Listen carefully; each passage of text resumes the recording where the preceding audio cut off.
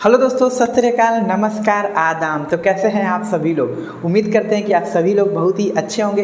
तो दोस्तों आज हम लोग सॉल्व करने वाले हैं क्लास 10th मैथ एनसीईआरटी की प्रश्नावली 8.2 यानी कि एक्सरसाइज 8.2 का क्वेश्चन नंबर 3 और 4, वो भी एकदम मज़ेदार तरीके से, ताकि आपको एकदम अच्छे से समझ में आ जाए। तो चलिए बिना समय वेस्ट किए स्टार्ट करते हैं आज अपना क्लास। तो दोस्तों हमारा जो क्वेश्चन नंबर 3 है, बोल रहा है यदि tan a + b = √3 और tan a - b = 1/√3 और इधर कुछ कंडीशन दिए हुए हैं। क्या दिए हुए हैं कि जो a + b होगा 0 से बड़ा होगा 0 अंश से, लेकिन 90 अंश के बराबर भी होगा, छोटा भी होगा। और आगे क्या दिया है कि a का मान हमेशा b से बड़ा होगा, तो a और b का मान ज्ञात करिए। तो सिंपली अगर मैं मोटा मोटा भाषा में कहूँ तो सिंपली आप बस इसको ध्यान दीजिए कि यदि tan a + b = इतना और tan a - b = इतना दिया है, तो a और b का मान ज्ञात करना है। मतलब हम लोग a और b का मान निकालेंगे और बाद में कंडीशन जो दिया होता है, शर्त दिया होता है, उसे मैचअप कर लेंगे। तो चलिए स्टार्ट करते हैं। तो सबसे पहले हमारा ये दिया है, ठीक है। तो देखिए इसको लगाने का ना थोड़ा सा तरीका है। क्या तरीका है, उसी तरीका को समझते हैं। tan a + b = √3 है और हमें a और b का मान निकालना है। और क्या दिया है हमारा, tan a - b बराबर क्या दिया है, 1/√3 दिया है। अब देखिए हमें a और b निकालना है, तो जनरली सी स्वाभाविक बात है, जब हमें a और b निकालना है, इसका कहने का मतलब ये जो tan बाबा है, tan बाबा को कहना होगा बाबा जी अभी आप रेस्ट करिए, आराम करिए, अभी आपकी ज़रूरत नहीं है। अब इनको रेस्ट कैसे करवाएं, उसका भी तरीका है। देखिए कैसे रेस्ट करवाएंगे। यहाँ पे लिख लीजिए tan a + b, ठीक है। और यहाँ पे देखिए tan, ये √3 tan में कितने डिग्री का मान होता है, तो जो √3 होता है tan 60 अंश का मान होता है, ठीक है। अब दोनों तरफ tan है तो हम लोग कटा सकते हैं, मतलब बाबा जी को आराम करने के लिए भेज दिए। और इधर हो गया 60 डिग्री और इसको मान लीजिए समीकरण 1। क्यों समीकरण 1 माने हैं वो भी मैं बताऊँगा।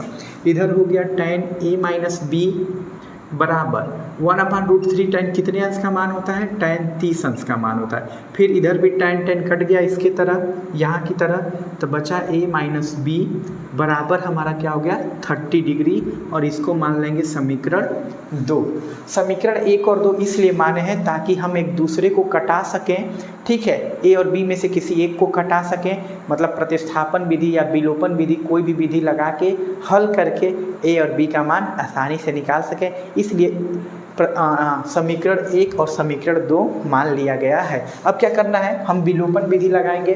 तो विलोपन विधि क्या कहता है, दोनों समीकरण को पहले ऊपर नीचे लिख लीजिए। चलो भैया, ये समीकरण 1 है और ये समीकरण 2 है, दोनों को मैंने ऊपर नीचे लिख लिया। ऐसे लाइन ड्रॉ कर देंगे। अब हमें किसी एक को कटाना होता है, कैसे कटेगा, देखिए एक b+ में है, एक b- में है, तो यहाँ पे लिख दीजिएगा जोड़ने पर। जोड़ने पे चिन्ह नहीं बदलता है तो हम नीचे चिन्ह नहीं बदलेंगे, जोड़ेंगे तो एगो प्लस में भी एगो माइनस में भी, 0b खत्म। a कितना है 2a, 60 में 30 जोड़ेंगे 90 अंश हो जाएगा। a यहीं रहने देंगे, ये 90 हो गया और 2 यहाँ पे गुणा में है, इधर जाएगा तो बटा में हो जाएगा। 90 में 2 से डिवाइड कर देंगे तो 45 आएगा, मतलब a बराबर 45। मतलब हमें a का मान निकल गया, ठीक है। बोला था a और b का मान निकालिए, तो a का मान हमने फाइंड कर लिया। अब आता है b का मान कैसे निकालेंगे। अब b का मान निकालना एकदम ही सिंपल है। कैसे, आपको क्या करना है, मैं यहाँ पे लिख दूँ, जो a का मान है वो कोई भी समीकरण में रख लीजिए, या तो 1 में या तो 2 में, जो आपको दिल को अच्छा लगे।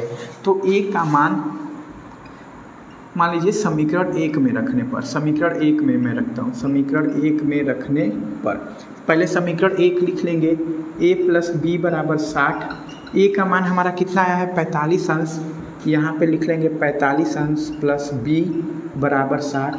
b का मान निकालना है, b यहीं रहने देंगे, ये 60 अंश हो गया, 45 उधर जाएगा माइनस में हो जाएगा, ठीक है। तो 60 में से 45 घटा देंगे, हमारा कितना आ जाएगा 15। तो हमारा आंसर क्या हो गया, b बराबर 15 और a बराबर 45।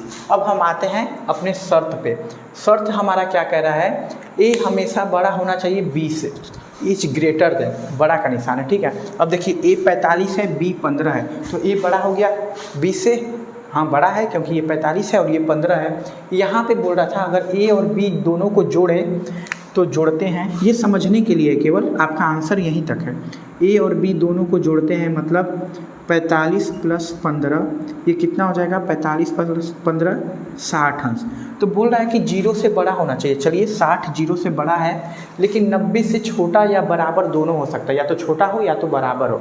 तो देखिए 60 90 से छोटा है, मतलब हमारा क्या है, जो आंसर है एकदम ही एब्सोल्युटली करेक्ट है। तो दोस्तों बहुत ही इजी क्वेश्चन होते हैं, बस बेसिक फार्मूला लर्न करने होते हैं। तो अगर आपने हमारे ट्रिग्नोमेट्री के इंट्रोडक्शन वाली क्लास को नहीं देखा है तो प्लीज़ ज़रूर उसे विजिट करिए, डिस्क्रिप्शन में उसका लिंक आपको मिल जाएगा और आपकी सारी डाउट क्लियर हो जाएंगी। अगर आपको ये sign 60 tan 60 tan 45 cos 45 sec 45 cosec 45 अगर ये सब की भी वैल्यू नहीं याद हो पाती हैं तो इस पे मैंने बहुत ही मज़ेदार सा ट्रिक दिया है। आप जाके उसको एक बार देखेंगे तो आप ज़िंदगी भर नहीं भूल पाएंगे, और उसका भी वीडियो का लिंक मैं डिस्क्रिप्शन में दे दूँगा।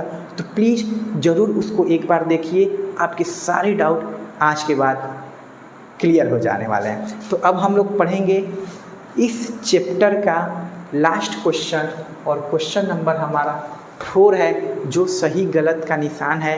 और सही गलत हम लोग तभी कर सकते हैं जब हमारा कॉन्सेप्ट क्लियर हो। तो दोस्तों उसको एकदम ही फटाक से 2 मिनट के अंदर ख़त्म कर देंगे, और वो भी फुल कॉन्सेप्ट के साथ। फ्रेंड्स ये रहा हमारा लास्ट क्वेश्चन इस एक्सरसाइज 8.2 का, और क्वेश्चन नंबर 4 में हमारे टोटल 5 क्वेश्चन दिए हुए हैं। और ये हमारा क्वेश्चन ये बोल भी रहा है क्या कि सत्य असत्य बताइए और कारण भी दीजिए। पहला तो सत्य असत्य बताना है, और क्यों सही और गलत है इसका आपको रीजन भी देना है। तो चलिए दोनों चीज़ों को देखते हैं। तो हमारा जो पहला क्वेश्चन है बोल रहा है sin a + b = sin a + sin b। इसका कहने का क्या मतलब है, ये मल्टीप्लाई कर दे रहा है। एक बार साइन का a में कर दिया तो sin a, प्लस लगा दिया, फिर साइन का b में कर दिया तो sin b। जी नहीं, ऐसा त्रिकोणमिति में नहीं होता। ये सारी चीज़ें बीजगणित में होती हैं कि बीजगणित में अगर ऐसे दे दे 2x + y तो एक बार हम लोग लिख देंगे 2x प्लस, और एक बार y में मल्टीप्लाई करके लिख देंगे 2y। ये सब बीजगणित में होता है, यानी कि अलजेब्रा में होता है। जबकि ये फलन है, ठीक है। हमारा यहाँ पे क्या है, ये पूरा थीटा का मान है। थीटा बोले तो कोई हमारा एंगल है, तो जबकि हमारा यहाँ पे नहीं होता है तो आप बोल देंगे कि sin a + b = sin a + sin b। ये गलत है, ऐसा कुछ नहीं होता है, क्योंकि यहाँ पर a + b एक कोण का मान है, और कोण को अलग अलग मल्टीप्लाई नहीं किया जा सकता।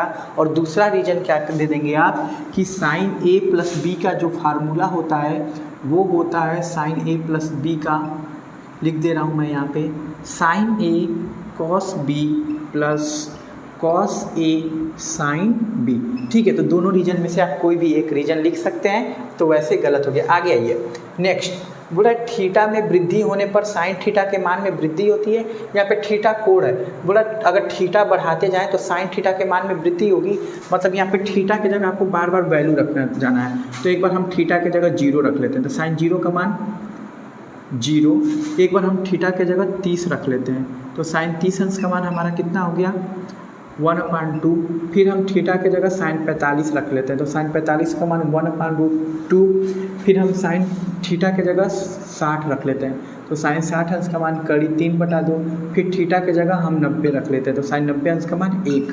तो हम लोग क्या दिख रहे हैं, 0 आया, फिर 1/2 आया, फिर 1/√2 आया, फिर √3 आया, फिर 1 आया। तो 0 से 1 बड़ा होता है ना, और ये बढ़ते जा रहा है, तो हम कर देंगे कि हाँ भैया ये हमारा सही है। अब रीजन में क्या देंगे, रीजन में आप ये देखें दे देंगे साइन 0 का मान 0 होता है, जबकि साइन 90 अंश का मान 1 होता है। तो अगर बढ़ते जाएंगे तो इसकी मान हमारी क्या होगी, बढ़ेगी। नेक्स्ट क्वेश्चन उसी तरह दिया है तीसरा, थीटा में वृद्धि होने पर कॉस थीटा के मान में वृद्धि होती है। तो उसी तरह हम क्या करेंगे, कॉस थीटा का अलग अलग मान निकाल लेंगे। तो थीटा बराबर अगर 0 मानते हैं तो कॉस 0 बराबर 1। थीटा बराबर अगर 30 मानते हैं तो कॉस 30 अंश का मान कड़ी 3/2। थीटा बराबर 45 मानते हैं तो कॉस 45 अंश का मान 1/√2। थीटा बराबर अगर 60 मानते हैं तो कॉस 60 अंश का मान 1/2। और थीटा बराबर अगर 90 मानते हैं तो कॉस 90 अंश का मान 0। तो हम क्या देख रहे हैं, पहले हमारा 1 था मान, और 1 का मान होते होते जैसे जैसे थीटा का मान बढ़ाते गए, 30 करते गए, 45 करते गए, 60 करते गए, 90 करते गए, वैसे वैसे हमारा मान कम होके 1 से क्या हो गया 0। तो ये हमारा क्या हो गया, गलत हो गया। कॉस थीटा का मान बढ़ता नहीं है, जबकि क्या होता है, घटता है। अगर यहाँ पे लिखता कमी होती है तो सही हो जाता, जबकि यहाँ पे लिखा है वृद्धि होती है, इसीलिए क्या गलत हो गया। रीजन में आप दे देंगे चूँकि cos 0 का मान 1 होता है और cos 90 अंश का मान 0 होता है जो कि घटते क्रम में है, अतः यह हमारा असत्य है। नेक्स्ट आइए, बोला थीटा के सभी मानों पर साइन थीटा और कॉस थीटा बराबर होते हैं। आपस में देख लेते हैं। अगर हम थीटा बराबर 0 यहाँ रखते हैं तो यहाँ पे 0 और कॉस 0, साइन 0 अंश का मान कितना होता है हमारा 0 और कॉस 0 अंश का मान 1। देखिए यहाँ पे क्या हुआ, अगर थीटा 0 रख दिए तो मान अलग अलग आने लगा, जबकि ये बोल रहा है हमारा क्या चीज़, क्या सभी मानों पर बराबर होती है, तो जी नहीं, सभी मानों पे बराबर नहीं होती है। तो ये हमारा क्या हो गया, गलत हो गया। केवल किस पे ये बराबर होगी, थीटा बराबर अगर 45 लेंगे ना तो केवल बराबर होगी। देखिए 45 लिख लिए तो साइन 45 का 1/√2 और कॉस 45 अंश का मान 1/√2, तो केवल 45 अंश पे बराबर होगी। और यहाँ पे बोल रहा है सभी मानों पर बराबर होगी, तो नहीं, हमारा क्या हो गया, गलत हो गया। रीजन आप क्या दे देंगे, अगर हम थीटा के जगह 0 लेते हैं तो साइन 0 अंश का मान 0 होता है और कॉस 0 अंश का मान 1 होता है, जो कि आपस में बराबर नहीं है, इसीलिए ये हमारा प्रश्न जो है गलत है। Next and last question of this exercise, बोला a बराबर 0 पे कॉट a परिभाषित नहीं है, तो कॉट a की जगह 0 लिख लेते हैं। अब कॉट 0 अंश का मान हमारा क्या होता है, अपरिभाषित। क्या होता है, अपरिभाषित।